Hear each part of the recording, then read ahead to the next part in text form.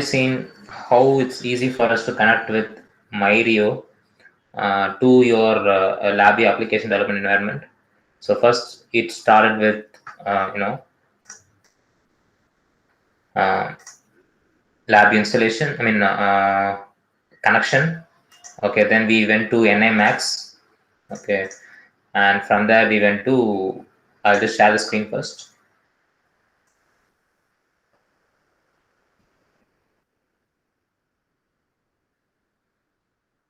So screen is, yeah. So first we went to NIMAX for the connection and configuration. Okay, we saw how we can see what is installed inside Myrio and other things which are very vital to us. Okay, and apart from that, we can also see what are the drivers installed inside. Okay, and what are the hardware components available inside. More importantly, what are the software which is installed inside. Those things we can monitor using this software. Okay, apart from that, we can also work with the network settings of the Myrio if you want to switch off, switch off. So those things can be done. Okay, so right now there was one more important thing, like I told that software installation can be done, and I was not able to do software installation in front of you, but I told those steps how to install it.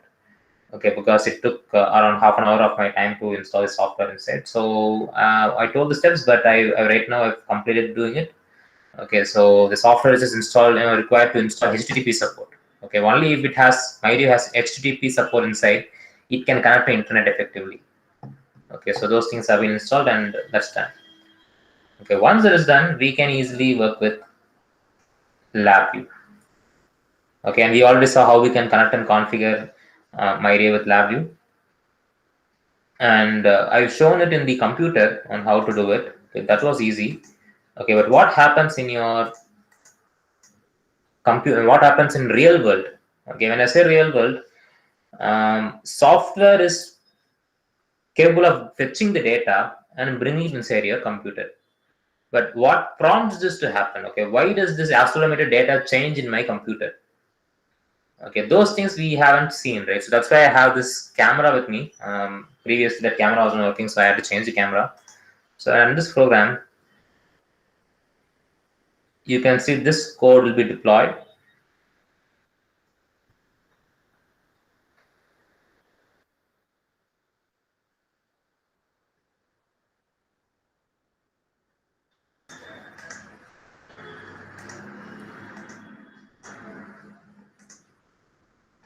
And that prompts these changes. Okay, so when I shake this, okay, this changes is happening. I don't even have to shake it. I just need to strike at it. So these values will change. Okay, so we also saw in the code with respect to that. This is fetching the accelerometer data and just showing it to you. Okay, but what did I do in real world to inflict these changes?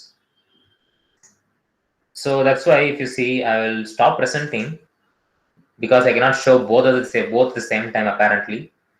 Okay, I'll just turn on the camera. And here you can see that this is the Myrio device which you're working with.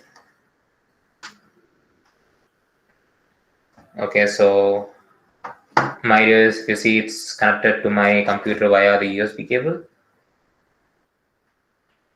Okay, the USB cable is connected to that, and you have this power cable connected. And apart from that, you can see that the power is switched on, and there are LEDs available, and more importantly, there is a FPGA inside. Okay, this block. Okay, which is powering the programming thing. Okay, so whenever I change the orientation here, okay, my accelerometer at the back, okay, if you see there's an accelerometer stuff available inside, okay, which will, excite the measurements, and that measurements will be shown in your computer easily. Okay, so that's what's happening at the back. Right, but these things need not be focused more because already everything has been configured inside. Okay, we are able to show it. Right. So I mean, someone asked the question.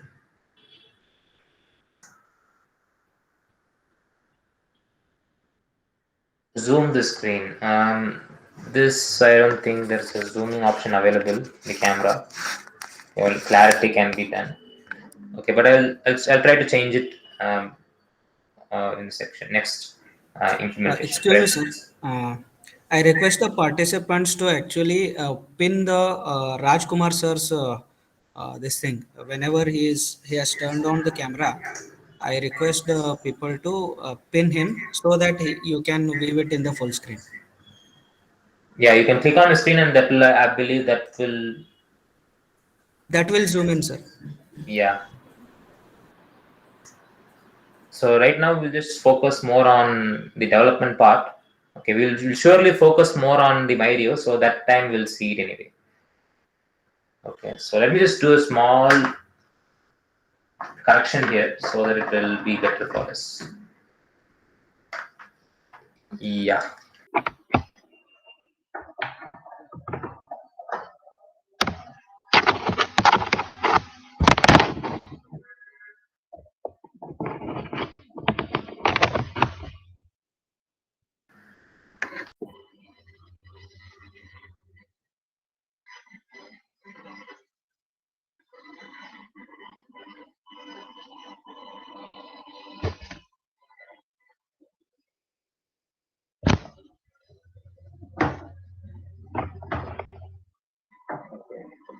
So if someone wanted to see the Myrio actually, so just give it.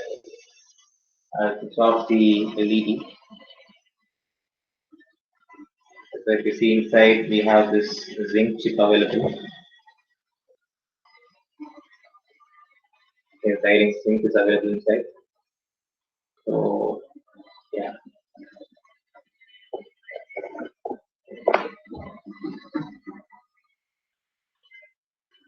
And this is the hardware part. Okay, there is no connection required because it's the internal circuit, inbuilt sensor is available, right? But apart from that, we also have this LEDs which can be accessed. Okay, this user configurable LEDs which is available. Okay, which also we are going to see right now.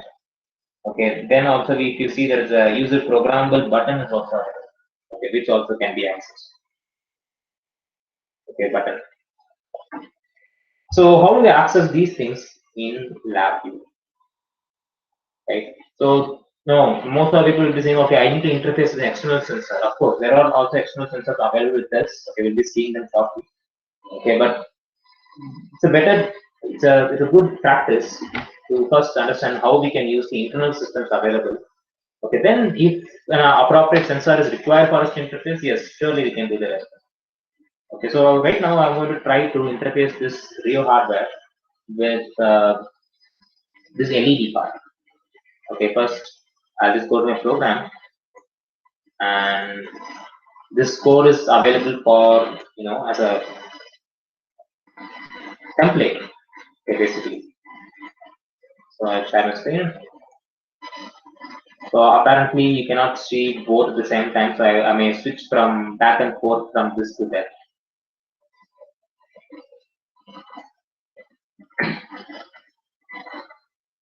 So I'll read all of them, all of the existing tools.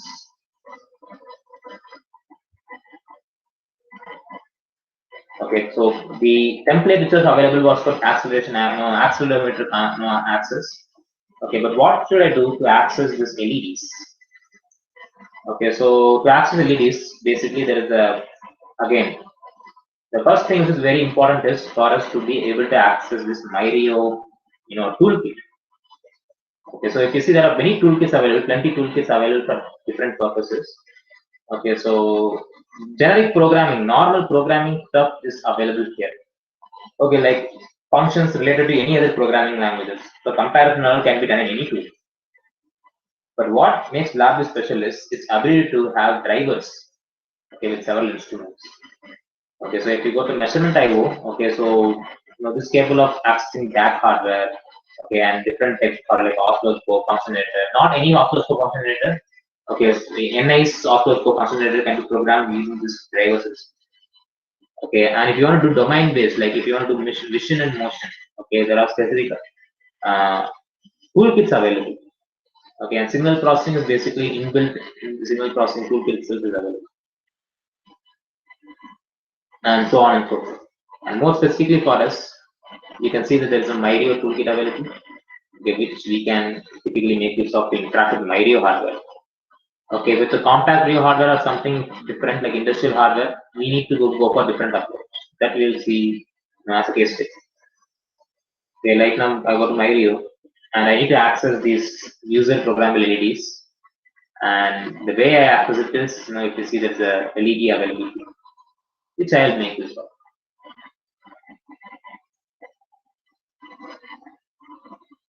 So when I place this function, there are two types of functions in LabVIEW. I mean, there are different types of functions available in LabVIEW. Okay,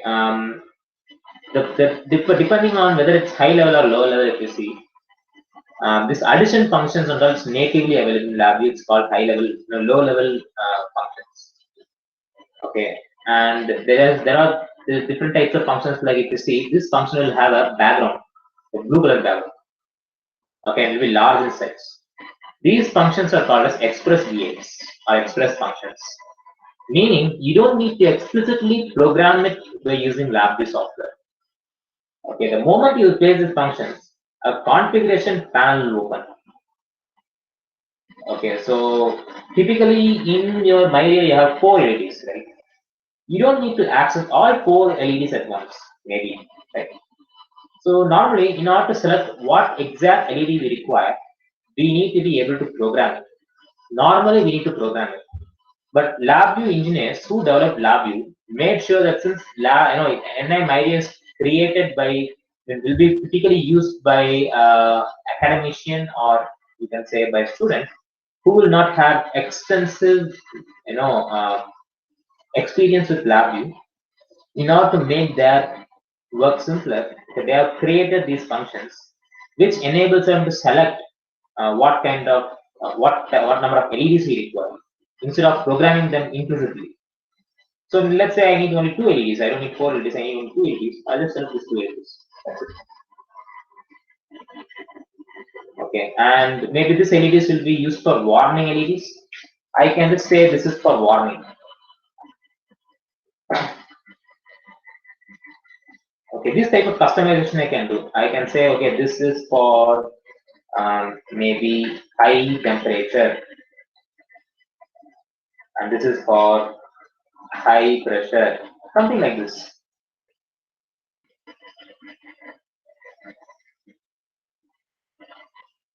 So when I click OK here, instead of me creating the code manually, this LabVIEW window will create that low-level code, and it will form something like this for me.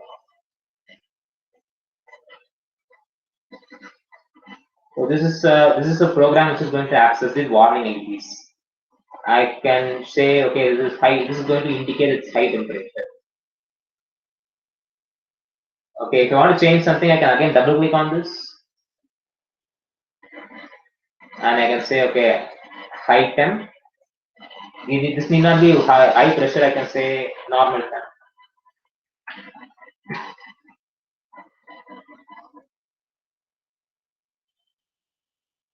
And this is going to again script a code for me. I don't need to do it manually. Now to control this LEDs to exist in real world, I can use a virtual instrument button to control it. Okay, in my front panel, I can place a Boolean button.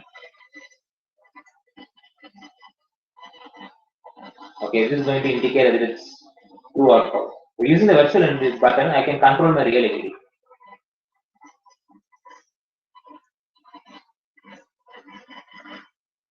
And when it is normal, it may not be high, and when it is high, it may not be normal.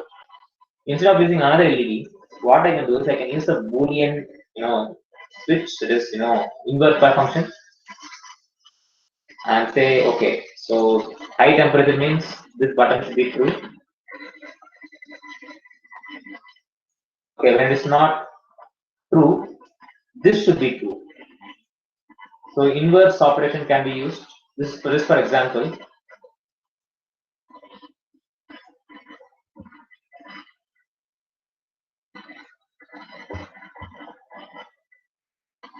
And this is implemented. And the status of this LED should be continuously monitored. Okay, and this should be continuously updated. So I'll typically use a while loop with a stop button to prevent the program from continuously running. But if it's an embedded system, typically we won't use a stop button like this. We'll just make it keep on running, and we'll use other ways to stop it.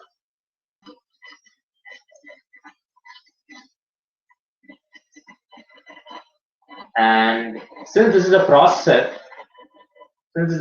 based execution, and this is not a processor of a computer, I don't want to overburden my processor.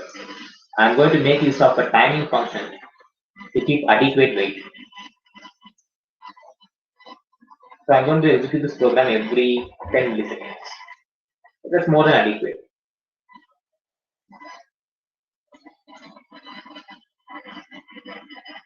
I can save this. I can run this program.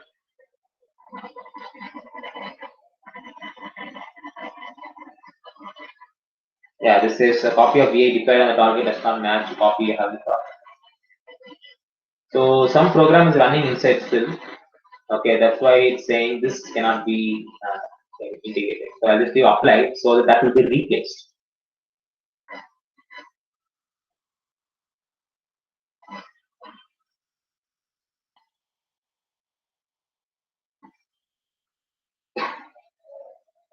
So again, this will be compiled.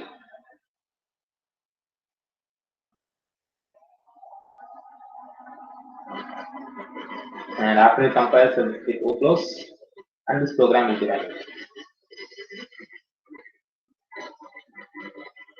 And right now, if I click on a button, okay, here I can see the LED alternating. Okay, maybe you will not be able to see it because right now you are seeing the software part of this control. Okay, but let's say I open the Chrome, I stop presenting, I switch on my camera. Okay, you are able to see the Rio. Okay, Rio's LED is being seen. Now what I need to do is I just need to go to my front panel. I'll click on the button, and hopefully you are able to see that LED is alternating.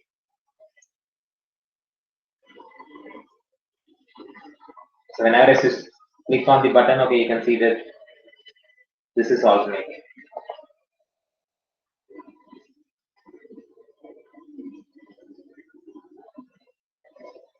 Yeah, on, off, on, off, on, off, on, off. So this is how you are controlling the external components. Okay, they are present in real world. Right? So this need not be this button, okay, in the software. I can use this button also with that.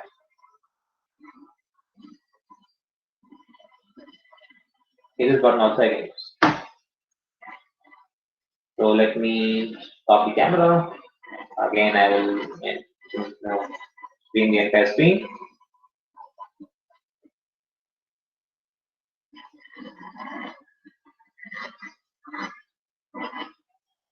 And right now, instead of this button, if you want to be totally, external I/O, I can typically go for, this Myrio again, and I have this button available.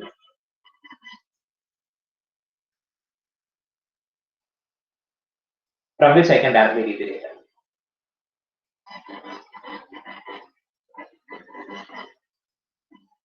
So I don't need to, access the registers of the button or anything.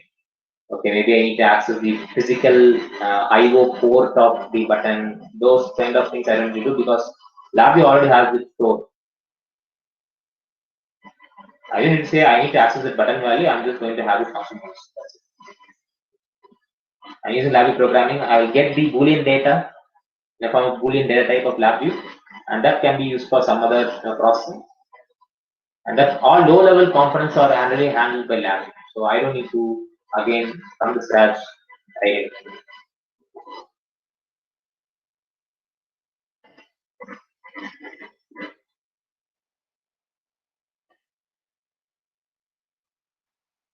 So now if I run this program, this code will be deployed into my computer.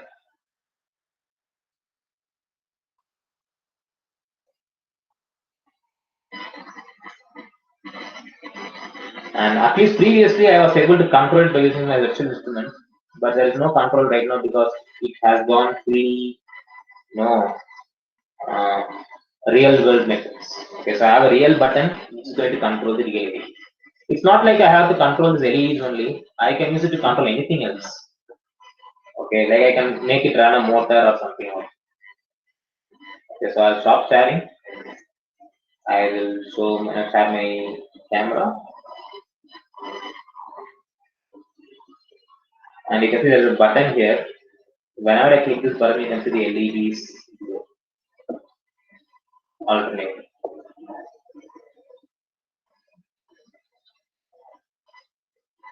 So whenever I click on, off, so I can see it's reacting. That is happening because I'm clicking on this.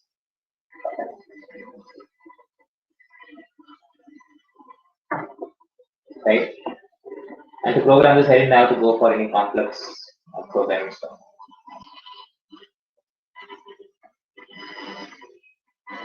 So this is for inbuilt IOs. What about external IOs? Okay, that might be the next question which people will ask. Yes, that is also possible. And external IOs, since these are internal IOs that are available on board, they have already named it with respect to that. Okay, so if it's going to control LED, yeah, this is an LED function they have placed it.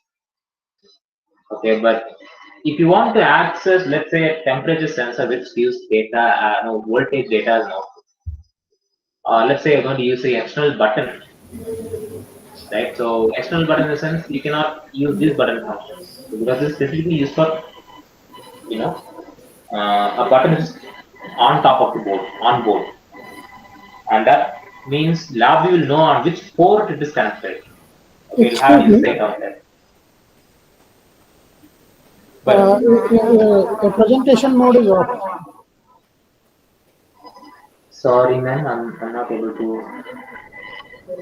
Your screen is not visible. Oh yeah, I haven't shown yet.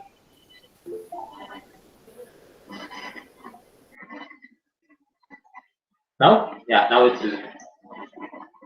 So now, if you want to access the temperature data, or let's say you want to access some particular data, some particular button which is connected externally.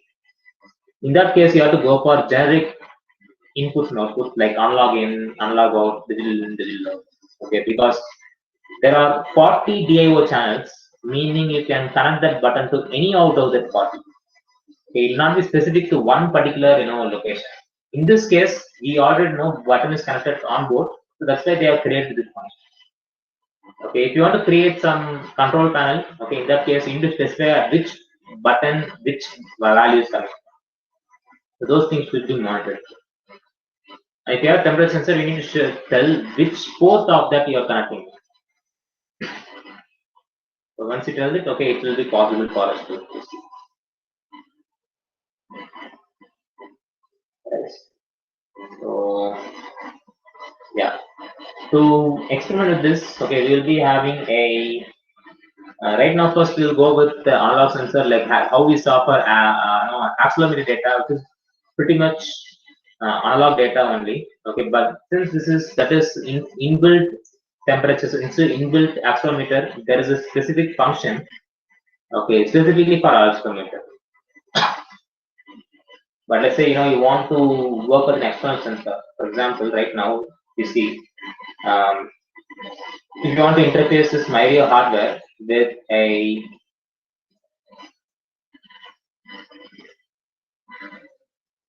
for example, I have with me this temperature sensor. Okay, I hope you can see. So I want to access this data, and not only should I be able to read this data, I should be able to calibrate that measured data to temperature. Okay, and not only should I be able to calibrate it, maybe I should be able to log the data in a file. Okay, maybe within every 5 seconds or so, I need to log it. Let's say. Okay, there should be some feature which should have make us do that. right? So we are going to see how we can do the same thing. So I'm going to connect this to my radio, and we're going to see how we're going to do that. So connections are not really hard. Okay, if you see for a LM35, okay, LM35 will have three ports, three pins. Okay, first pin will be power supply, okay, 5 volts power supply, and second pin will be the output from that, with the output voltage proportional to the temperature. Okay, if you multiply the temperature with 100, you're going to get the temperature, actual temperature value. Okay, and third one is going to be the value, right? So, in order to make this connection, if you see, I'm going to make use of this side of port. Okay, and this side of port, if you see, I'll share my screen.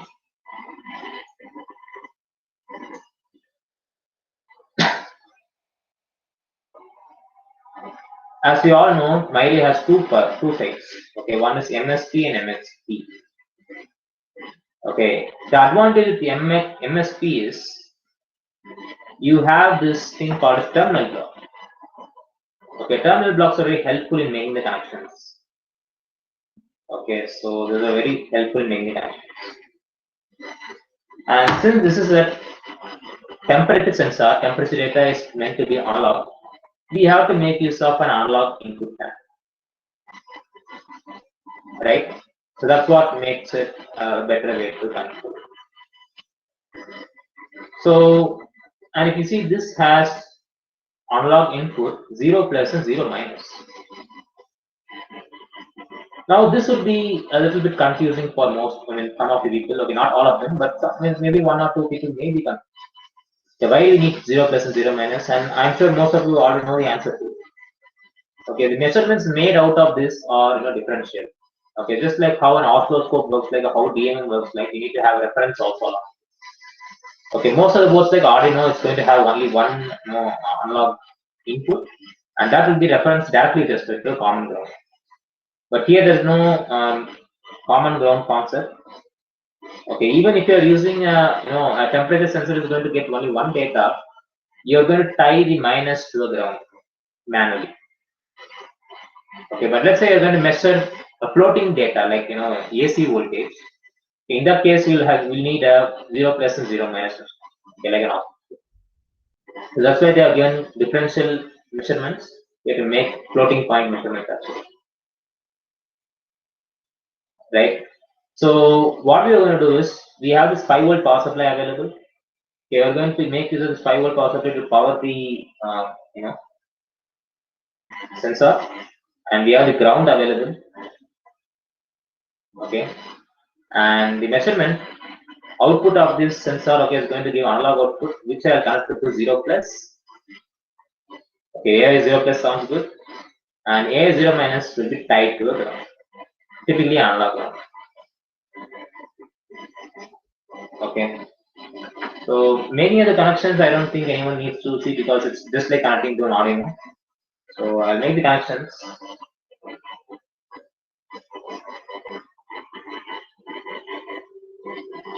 So I'll just tie this wire. Okay, 5 volts to 5 volts. Since terminal block problems, I can just stream it anyway. I'll stop sharing.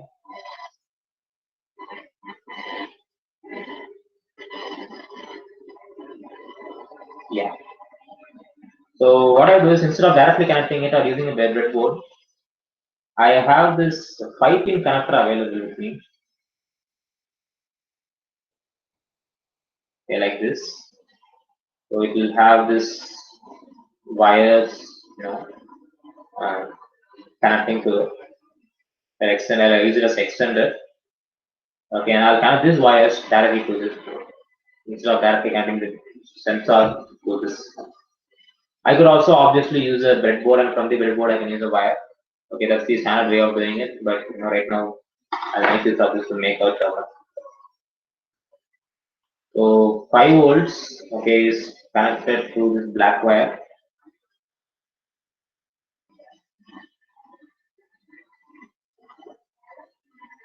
Okay, I'll And this is a terminal block.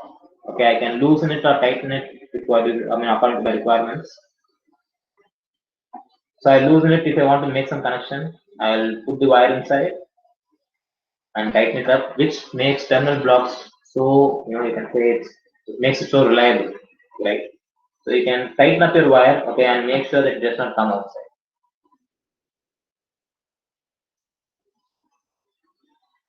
Comparing it to the male to male wires, male to female wires, okay, those are not really reliable, to be honest. Okay, so if you just pull it up, it's going to come outside and it becomes loose over time, and we may not know what went wrong also. Okay, 5-volt connection is made. The next one is ground.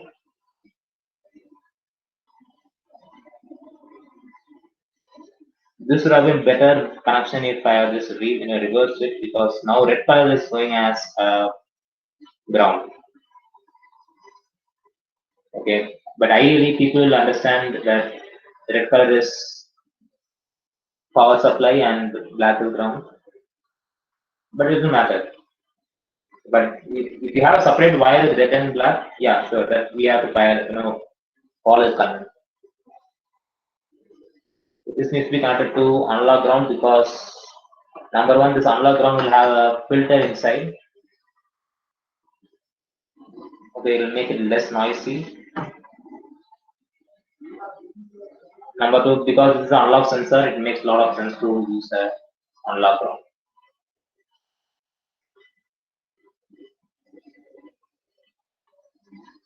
And the middle wire, which is brown color, this is going to be tied to AI0 plus.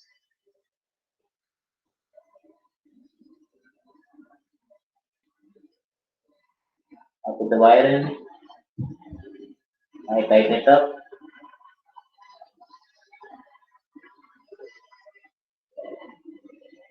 That's it.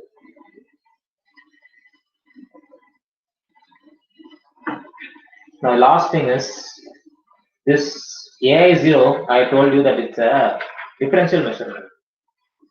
If I just wire AI0 plus alone and does not wire AI0 minus, okay, it's just going to end up floating. Okay, whatever measurements we make will not be accurate and it will not be a valid measurement also. So in order to make that measurement with respect to ground, okay, because this sensor is ground reference, I need to connect this 0 minus to ground.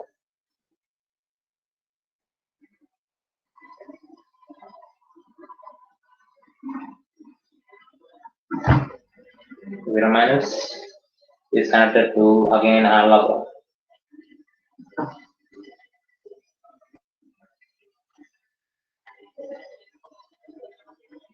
And the connection is made. Now this is hardware based, the hardware connections. Okay, now we just basically need to go to software implementation. When the connection is made, I just have to go to lab view. Okay, this while loop can be there, okay, not a problem. All I have to do is I have to make use of this MyDay function.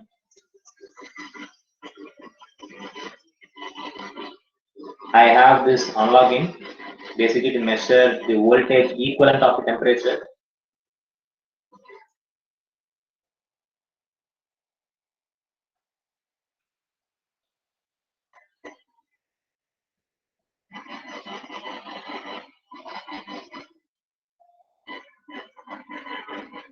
And I need to specify from which port, okay, I need to measure.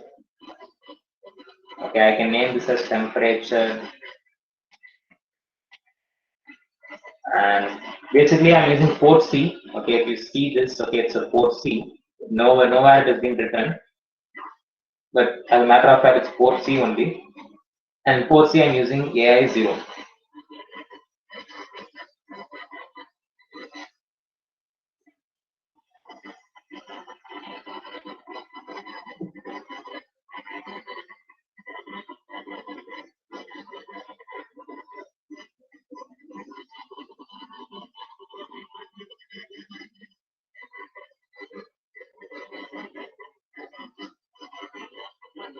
This one.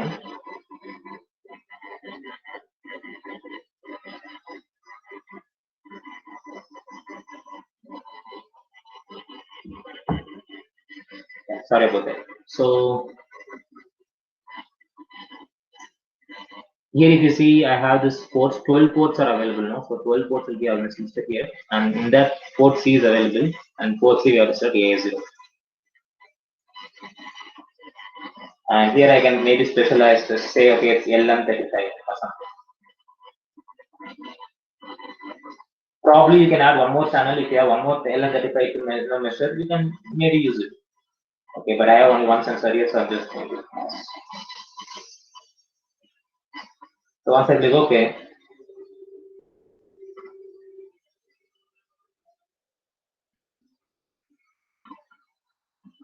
so you're going to have the code automatically generated for you. It's going to fetch the data, voltage data, okay, and that voltage data is proportional to your temperature. So I can just, for now, I can just create an indicator by right clicking on the terminal. I just create an indicator and see what value comes. I save this, I run this, it gets compiled, and we have to see whether it's working fine. I'm getting some data, okay, and I'm getting a mention 28 degrees Celsius. And right now I'm mentioned 0.288. Let me just keep my hand, and you can see it's increasing because it's trying to measure the temperature in my hand. Okay, I release it again, it loses heat, slowly it loses heat and it comes back.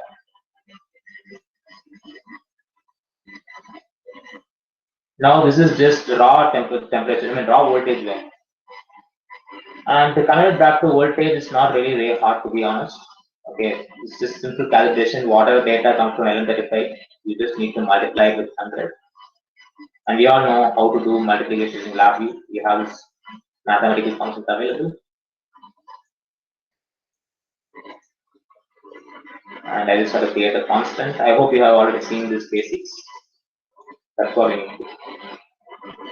And visualization part, you don't need to use the normal indicator like this. If you want, you can use this thermometer available. So you can say 0 to 50. You can use thermometer it, and you can use it to visualize your. And this program again it will get compiled, but before compilation, every time you have to save it.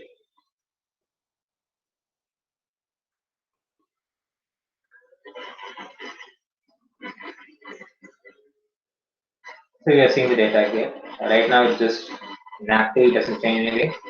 But when I keep my hand, it's going to increase slowly.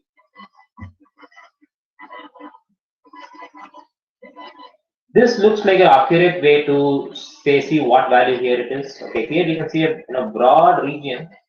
Okay, we can see it's increased graphically, but there's no way we can see what exact value it is. This will say, okay, the temperature is increasing and temperature is approaching some hard limit.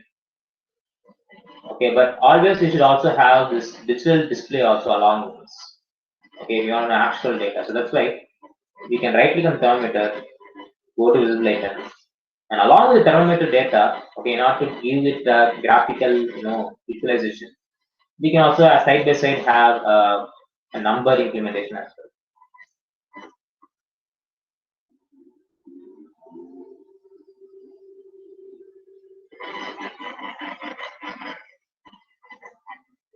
So now you're seeing this and this both.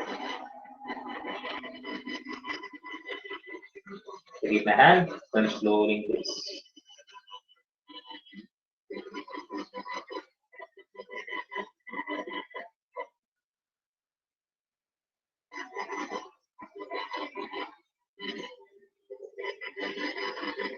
And it need not be temperature sensor, temperature sensor only. Okay, it could be any analog sensor. Terms and conditions apply for this particular Myrio. Okay, not particular Myrio. Okay, for any Myrio, temperature, voltage range is plus or minus 10 volts. Okay, if you want to go for anything more than that, you have two options. Either you can create a signal conditioning to convert whatever voltage range you have to plus or minus 10 volts. Okay, or there are specialized hardware, industry grade hardware available with industrial modules. Okay, like if you want to measure 60 plus or minus 60 volts, or plus or minus 100 volts, or 300 volt RMS, 800 volt RMS, like specific ranges based cards are available if you have very particular requirement in mind. Okay, but this Myrio is capable of working with plus or minus 10 volt range, which is more than all.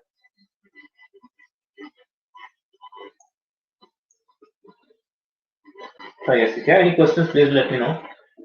Or next we'll see about how we can log this data like every 5 seconds or so.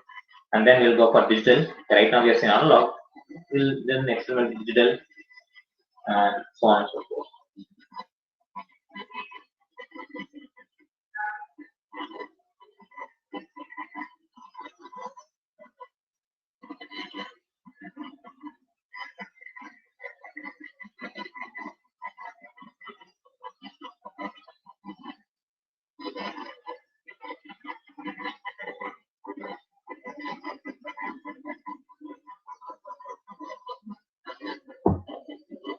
Okay. So okay, I hope no questions. In that case, I will.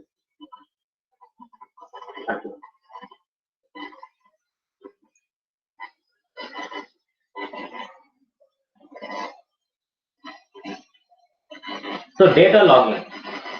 Okay, data logging in the sense right now we are able to acquire the data. We are able to calibrate it to the engineering units. Okay, this is thermometer value, temperature value in terms of Celsius. So you can, if you want, you can name that as well. Okay, temperature data in terms of Celsius. Okay, this data is the voltage data with respect to proportional to the right. So let's say you want to log data into some sort of file. Okay, right now you have to understand that this file, okay, is not now this program is not running under your computer. Okay, this is running under your Myrio hardware. How I can say this is if you see in the bottom left corner, you can see it says VAS Rio, meaning this program is the code is maybe visible in your computer because this is development environment and your Myrio does not have a disk.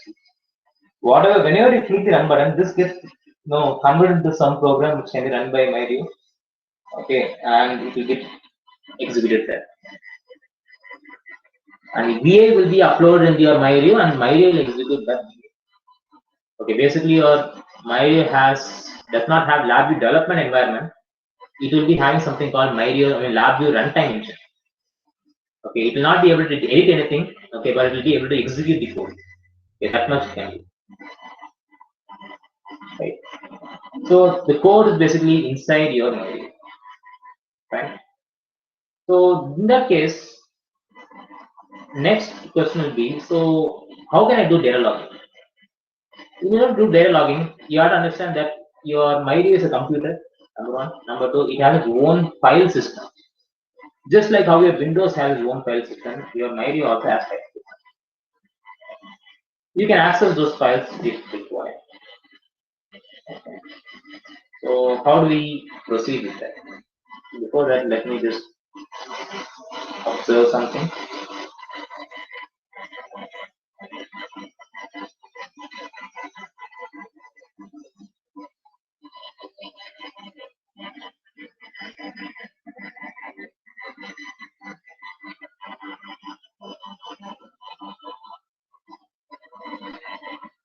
Okay, fine. There is no separate session for data logging. Fine. In that case, I have to look at the schedule to make sure that this does not conflict. So yeah, right now you can see that we have the data with us. Okay, now we need to be able to log into your computer. Okay, to do that, first you need to have a sound understanding of how to access your file system. Okay, so it's not really hard to be honest. Okay, you just have to open your file.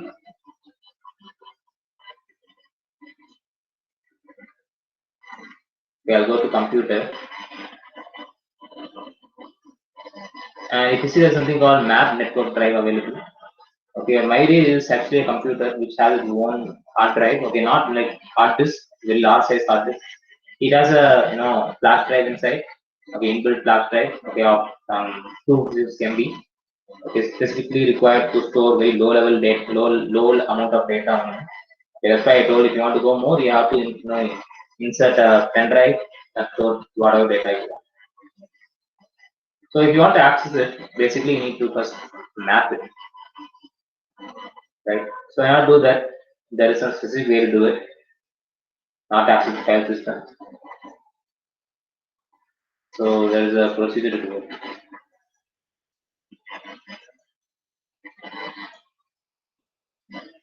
So basically, we need to access it via IP address. So I'll just copy this IP address and map it as a drive.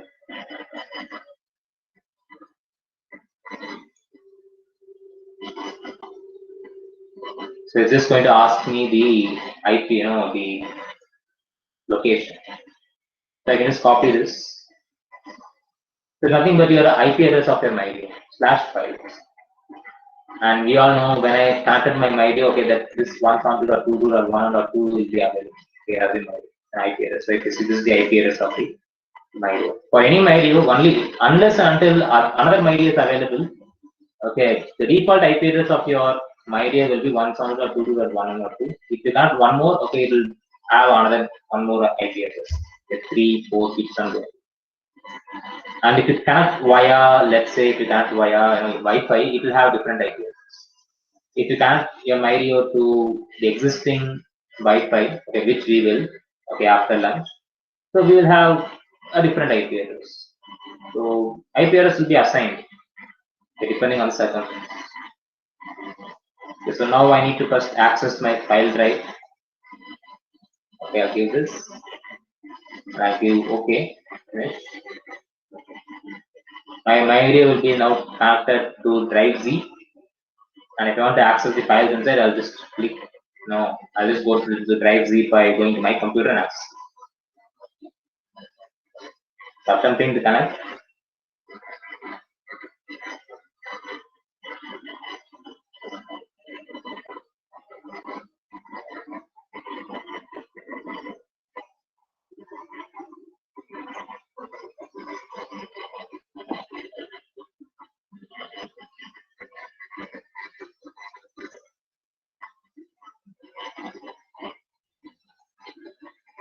Okay, let me check once again.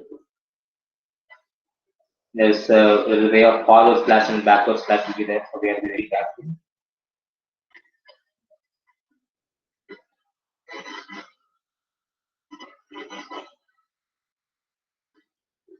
Okay, I don't think there's any problem in that. Let me just try it again.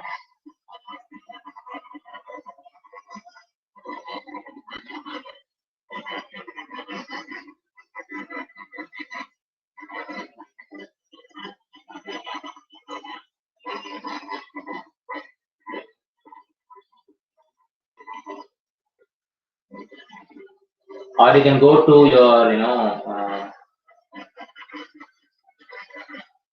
what do you call it as your browser and just type it as well. Okay, so administrator is username is admin and there's no password. You can do this and you can still access it. But it will be in this format and it's not really user friendly as well. Okay, but if you go to this my computer and map it as a network drive, it is much easier. And it's going to ask you for the admin password and here I can give the admin. Then attempt to connect. Now instead of again and again going to a web browser, which is both hard to go as well as it doesn't have a very good user interface as well. Now if I connect it like this, I can get to access like a drive.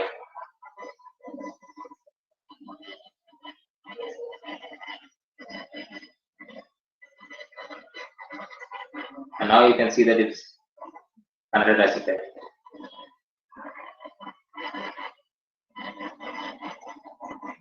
So user interface is like like Windows only. Okay, it will have a drive, C drive will be there. And inside this, you can store all sorts of data.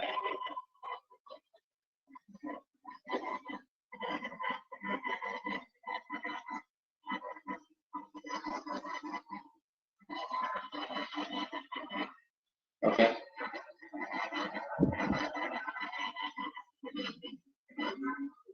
And whenever you want to log the data inside a MyRio, basically in any, not only in MyRio, in your computer also, if you want to log anything, you will simply make use of something called file level.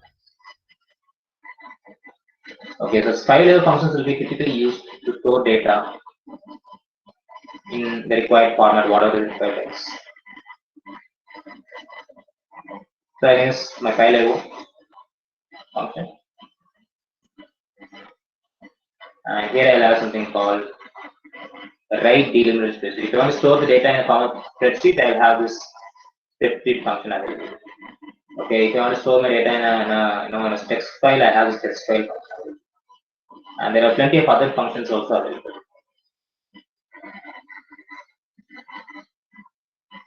Okay, to make job easier of handling the conversions and all, okay, there is a format called as format into file. We can use this as well.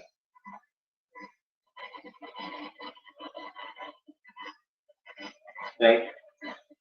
So right now what I'm going to do is I'm going to make use of this spreadsheet function, write delimited spreadsheet. So which is going to ask me for file path. Okay, I'm just going to create a constant. And you can see it starts with the slash.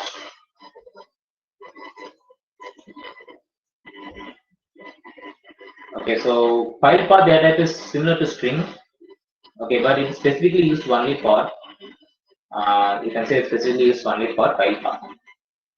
Okay, the reason why it's only specifically used for file path is, if you use string as a file path, there is a chance in different operating system, different types of file path, version will be followed.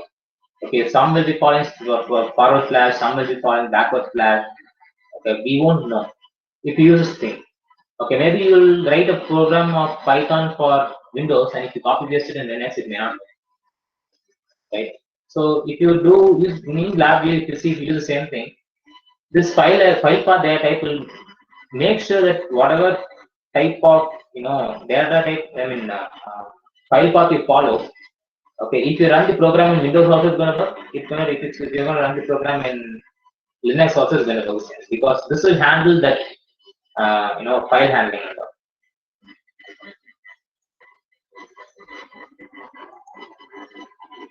So here I basically have to say, okay, c slash test dot let's say XLS. I want to store data in form of XLS.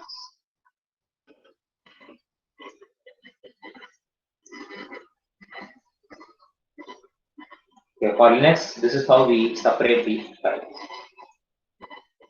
Okay, the data, how we need to do. And now only if you see, since spreadsheet will allocate table-wise data, okay, we cannot give only one single value. Even if you have only one single value to record, we may need to convert it to something which can accept multiple data types. And if you want to accept multiple data of same data type, we have a data type in LabVIEW called as array. Okay, typically we'll convert anything to array and only send it. And of course, in LabVIEW also we have array available. Okay, if you see, there is a array program available. And array is something called as collection of same data type. In LabVIEW also same thing only applies. You see, you can have of same data type, you can have multiple values. And not only it needs to be number data type. Okay, so you can remove this number database data type and add a boolean inside. And now it's going to be an array of boolean.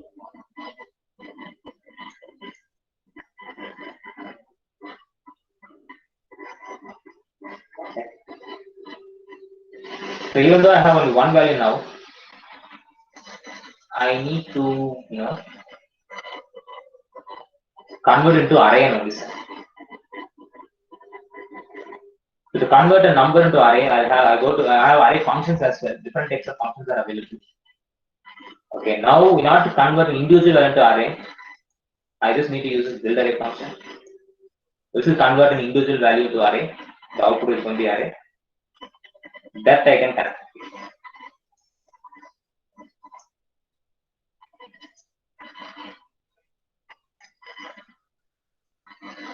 So this is a 1D array.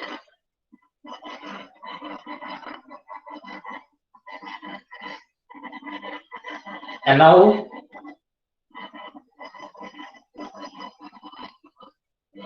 it will be like whether you want to, I mean, every iteration different data will be created. Whether you want to create a new file every iteration, or whether you want to, store the data one by one down below, Okay, tail logging means all the data should be stored, right? So by default, if you see there's an input for that, it is false.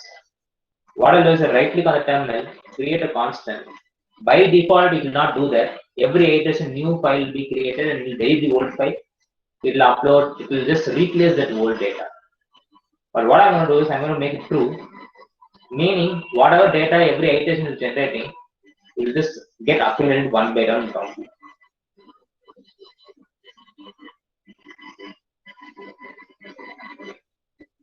And let's say I want to log this data every 1 second.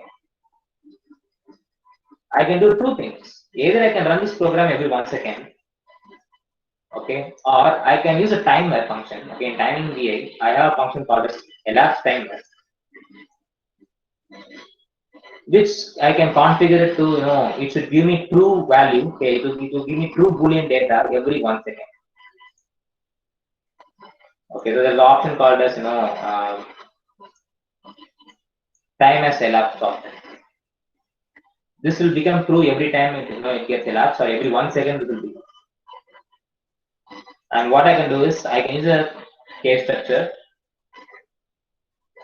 and execute whatever is inside this true case, that is this data logging, only when this value is true.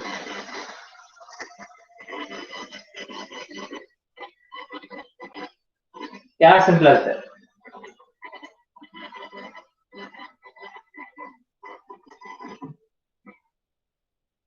Now I'll try running this program. It will get compiled.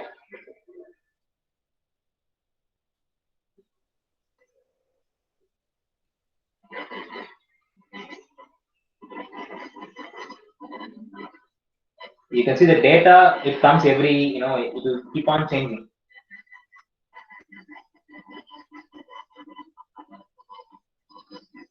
Okay, but the data logging, okay, we won't be able to see if data is getting logged or not here. But the only way I can check is I can stop the program. I can go to the file system and check inside the file whether anything new is created or not.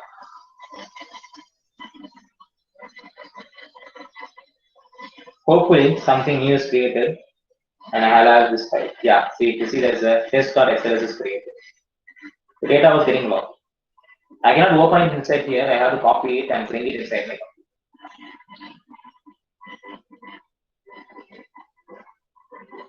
And I can again do this programmatically, the copy paste, by using something called FTP. Okay, again it will become very complex. So I don't want to do it. I'll just run this program. I'll copy paste it by this fashion and I open it.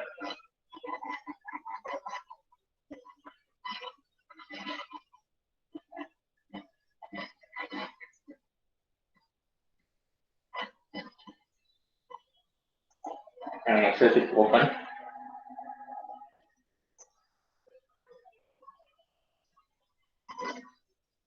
If it does not open, I can open it by using the notepad. Open both.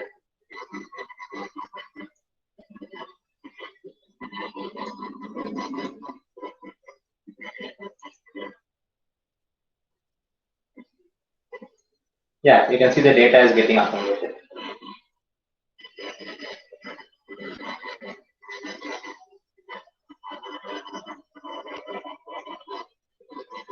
Okay, so like this, one by one, it should have come. So in order for that to happen, um,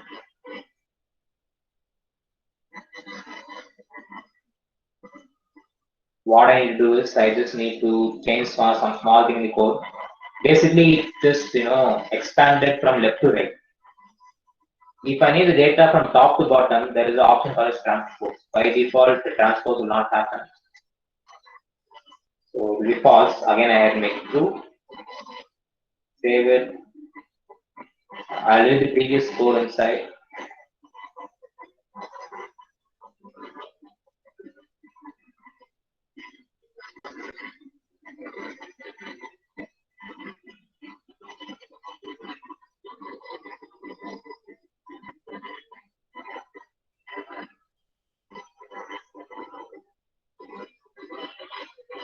And now if I run this, data will get logged every 1 second.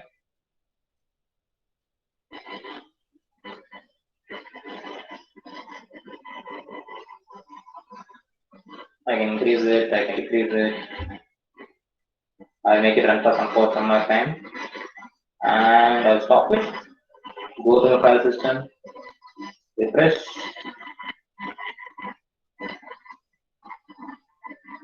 And that file should be created. I'll copy cut it, paste it here.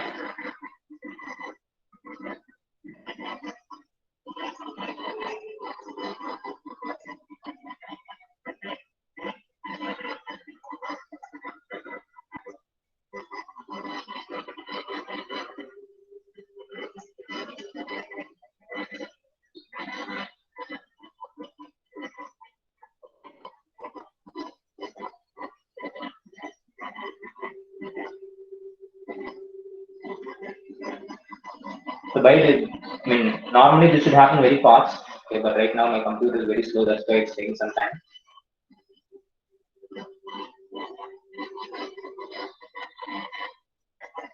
So now if I open it, okay, it's still coming like this.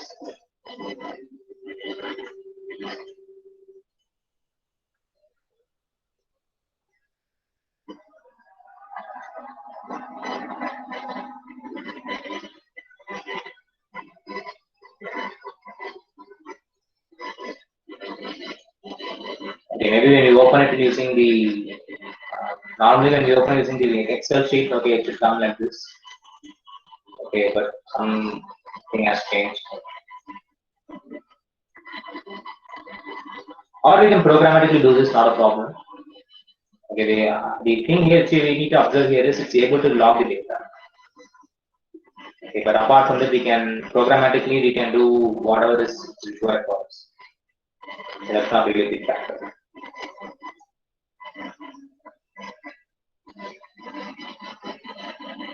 So I hope that was informative. And this is the total data logging requirement. Apart from that, we can modify it to store not only the temperature data, you can also store maybe you can store the time data. There is a way where you can bring the time and the date data and also combine it. But if you're going to use time, we need to convert this data into a string because time data is basically string. Okay, we cannot just like that directly put it in. So again, we need to convert this into a string, then put it inside and store it. I'm not saying it's hard. Okay, it is possible. Okay, but it's going to take significant amount of little bit more work. So this is how we can create a data logger, temperature data logger using that. One big I can say it's a significantly across each project.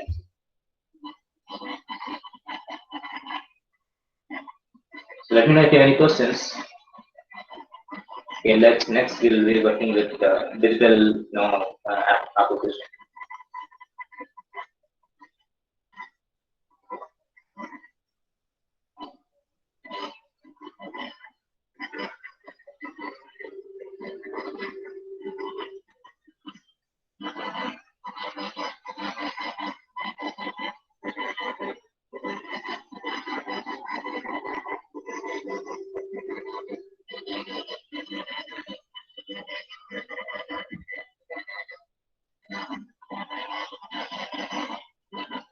questions in that case, I mean, if you have questions, I have trouble, with my microphone. Okay, first if you can type here and I will be able to see it properly. Okay, I have trouble with my microphone. I'm not able to, not very, let's say, I mean, not audible. It's having a lot of noise, so it's problem with my, speaker only. Okay, so yeah.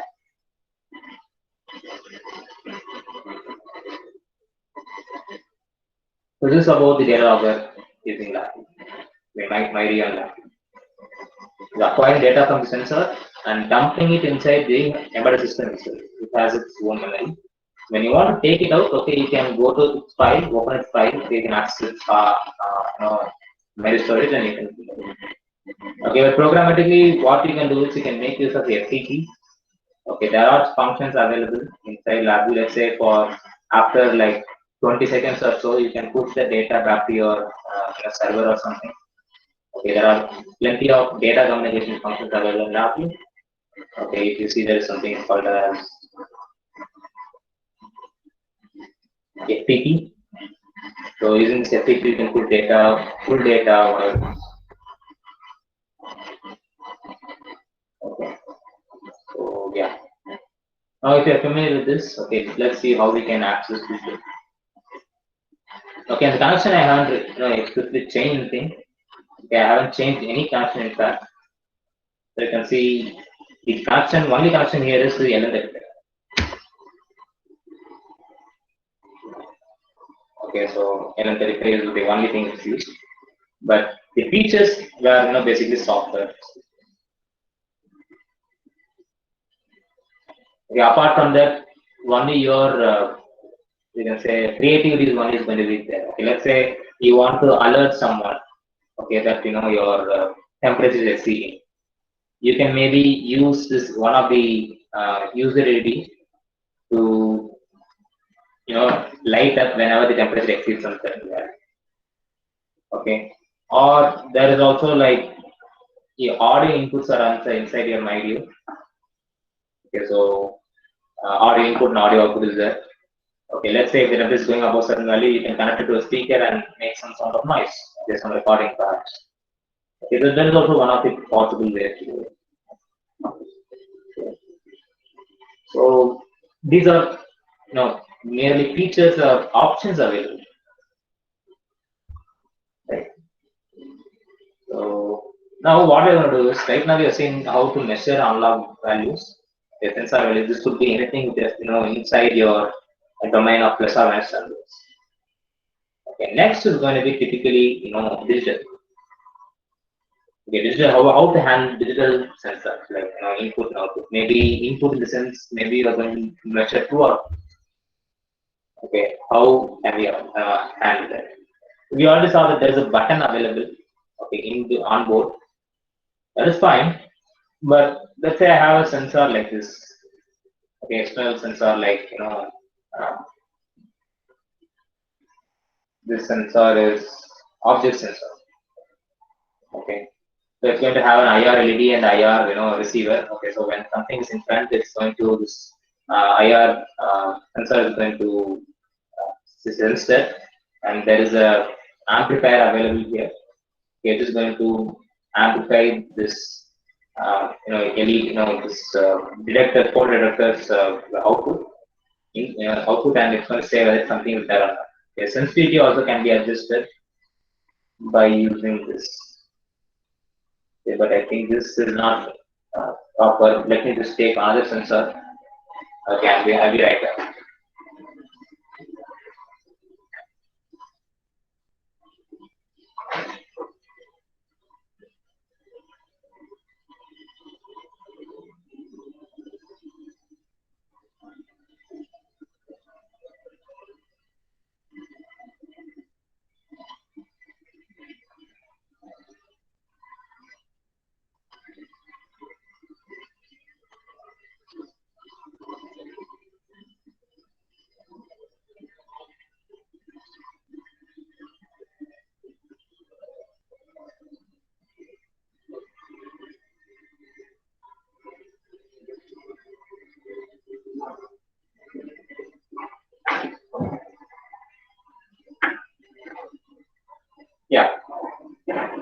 So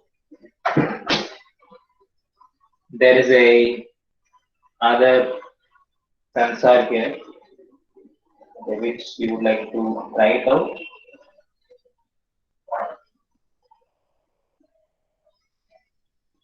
Okay, so here is again 5 volts ground, and coincidentally we have analog output and digital output. Okay, we are not sure which is analog output and digital output. We'll try it out.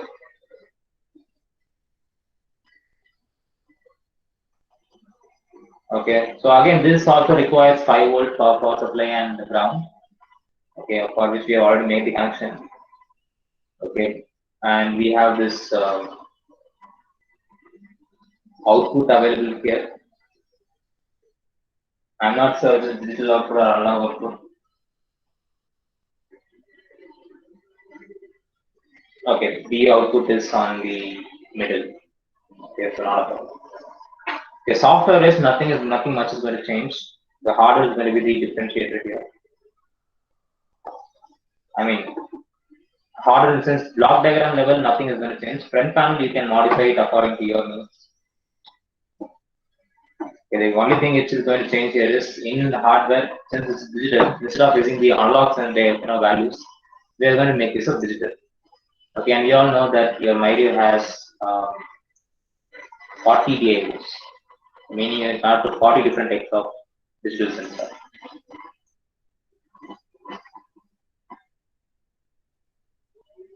You can again change what is going to act like DA or what is going to act like DA based off to this. And again, both MSP has DAOs. In fact, we have 8 DAOs. Okay, on the MSP, and the MXP, on the other hand, it has around 16 DAOs per channel. Okay, you have 2 channels of the MXP. It's up to you to select what you want. Okay, so that's why 16 plus 8 becomes 40. And some of them are shared. If you see, not all DAOs are used. Some of them are shared with if you see SPA is shared with DAO5. So if you wanted to act like an DAO5, okay, it will be only DAO5. But if you are using SPA, okay, you have to forget the 7, 6, and 5. And if you're creating some PWM, you cannot use them as DAO 10, 9, and 8. Similarly, if you're using I2C, you cannot use this DAO thing. Only dedicated things are 1, 2, 3, 1, 2, 3, 4. Okay, 5 is 5. 6. That's it. Okay, 6 are only dedicated. The other ones are shared. So always will get played up.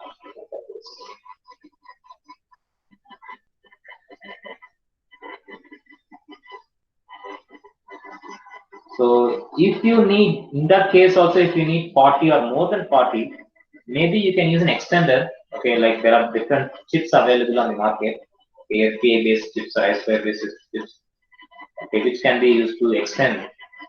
Okay, register based chips will be there. So using that you can modify.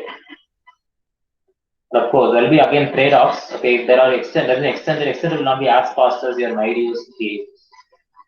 Each of the MyRio DAO pins can be modified to generate up to 10 megahertz fast. Okay, if you use the FPGA based programming. So up to 10 megahertz per channel of DAOs can be used.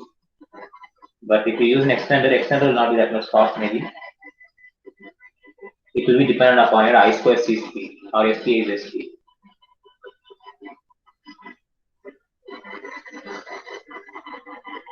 So yeah, let's not talk about that. So now I need to make use of either MXP or MSP. Most probably I'll go for MSP because this has a terminal block, and using the terminal block I can connect it to wire easily. Okay, if there's other way, I have to make use of the connector pins, okay, which I'm not really fond of because it easily come out and I won't be able to identify where the problem is. So let me just quickly make the connection and we'll be done with it.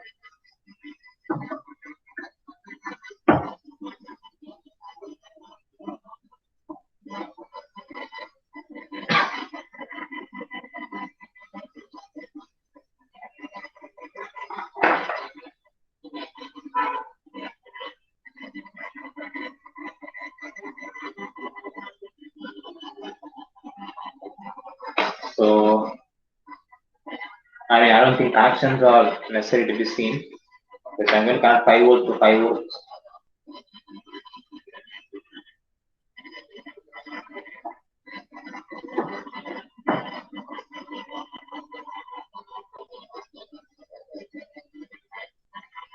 Ground is going to be connected to ground.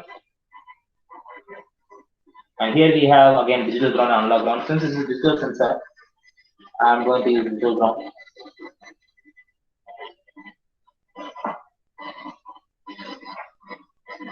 So let's try to pull once, okay, to check whether the connection is strong. And after that, I have the digital output.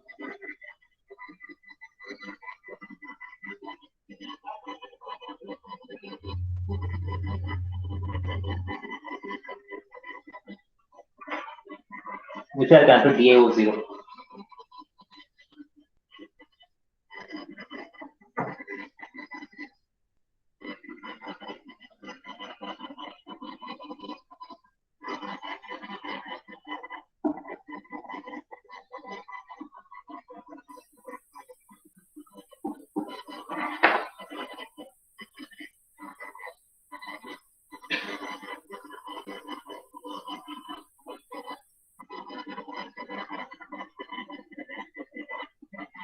Right.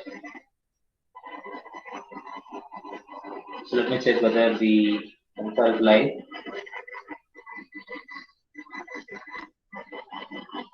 Five volts and 5 volts, ground and ground.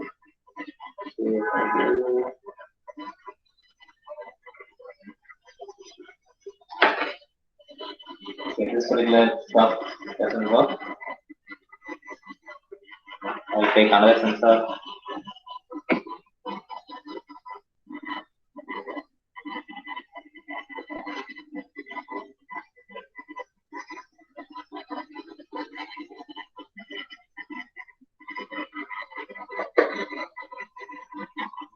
Okay, this seems to be working.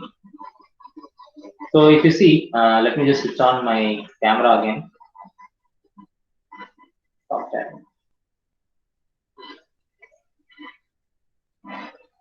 If you see, this sensor is now working. Okay, without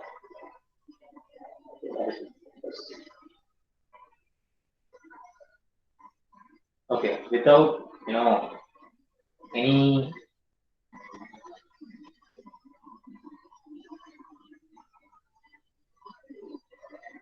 okay, it's very sensitive. So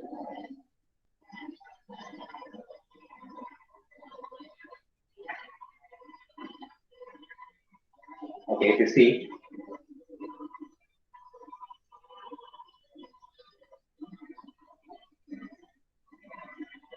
right now, if I place my hand in front, okay, only then the LED is going. There is an onboard LED inside. Okay, so when there is no stuff detector, okay, it's going to show faults. But when I move my hand in front, okay, it's going to show. Okay, so this data we can see in using our eyes because it's an onboard LED on top of it. Okay, but now we want this data to come inside your software, maybe for some sort of processing. Okay, so in that case, you need to be able to read this data. So that's why we have made this connection. We already have made this connection. And since the connection is already made, no lot of things needs to be done. Okay, so I'll delete this. And to read this digital DIO data, again, similarly like how we have this analog in and analog out, we have this DIO. That's the only thing.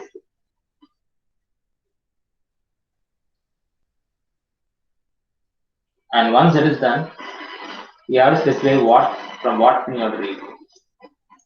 So this is C4C DIO0. That's it. And this is going to read the data and it's just going to give you the output as digital Boolean data. I can create a Boolean LED. Instead of real LED in real world which is glowing, okay, I'm going to use a virtual LED to show it. That's the only difference. Save it. Run it.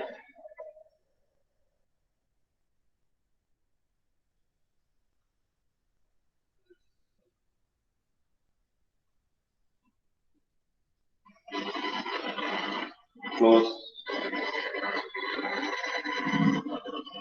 And when I move my hand towards it, okay, the LED is going. And since the real LED is going, the data is being carried by the IO. Okay, and you're seeing the virtual LED as well. Based on true or false information, you could basically log something which is important for you, or do something else, like maybe switch on your motor or something. Okay, for that we have DHL. So you have plethora of opportunities available. Maybe you can switch on a relay, switch on fan, light, whatever it is.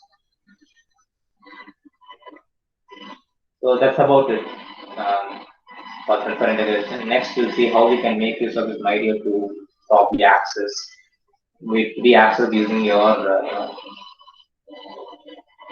mobile phone. Maybe control the access using mobile phone.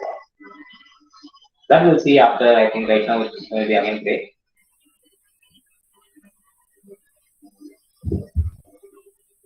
And we'll see it there. So if you have any questions, please let me know. Alright, I think we can complete the session for session 2.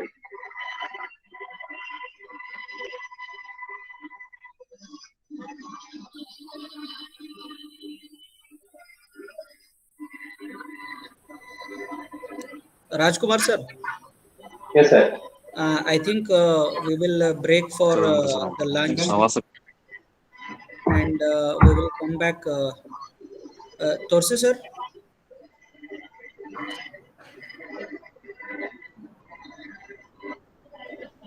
will notify sir.